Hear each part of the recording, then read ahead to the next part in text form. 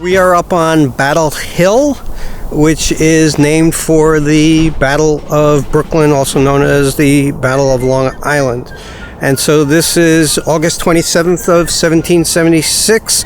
The British for months have been gathering the largest expeditionary force in the history of the world. Up until that time, some 500 ships are in the harbor. They have 30,000 men on Staten Island. George Washington is in Manhattan, but he also has forces on Brooklyn because he doesn't know which way the British are going to attack, whether they're going to go up the Hudson, up the East River, or attack through Brooklyn.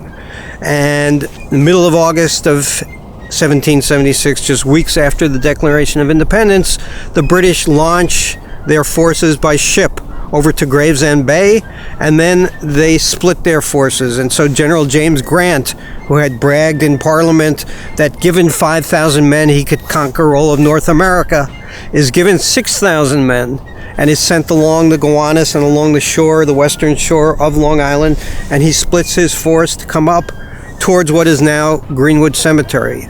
And a Hessian force under General de Heister comes to his right. And then a larger main force of the British under Generals Cornwallis and Clinton and Howe go up to the right through Jamaica Pass. And the idea is that Grant will distract the advance force that has come out of the fortifications that are to the north, Forts Putnam and Greene and Cobble Hill. And he will get the advance force under Lord Stirling engaged. The rest of the force will come around behind them.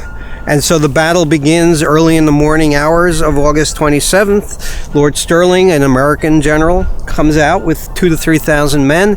He forms a line, and for the first time, the Americans in the Revolutionary War take on the British toe-to-toe in the open field during this battle. And this is also the largest battle of the entire American Revolution in terms of soldiers gathered on or about the field, and so a total of 50,000 men. Stirling's line, as it's set up, is behind us, and the men out there look to their left and they see what they describe as a bald hill, and that is the hill that we are standing on now. So the Americans send 300 men at the double quick coming up to take this hill so that the British cannot establish an artillery position up here. As they approach the hill, they receive a volley and they quickly learn that the British have taken the hill. The Americans, Delaware men and Pennsylvania men and Connecticut men, are able to storm the hill and take it. And then they hold this hill against two counteroffensives. So they are outnumbered. There are 2,000 British forces up here and about 300 Americans. They run out of ammunition at one point, but they are able to hold the hill. The British suffer 1/3 of their casualties for the entire Battle of Brooklyn, which spans miles on this particular hill.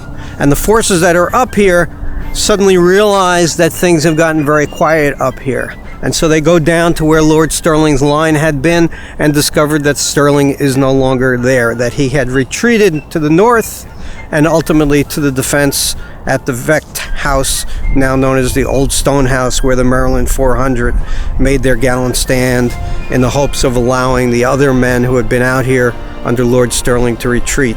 The men who were up here, learning that Stirling had retreated, try to make it back up here, and unfortunately they are captured and many of them die on prison ships just off of Brooklyn.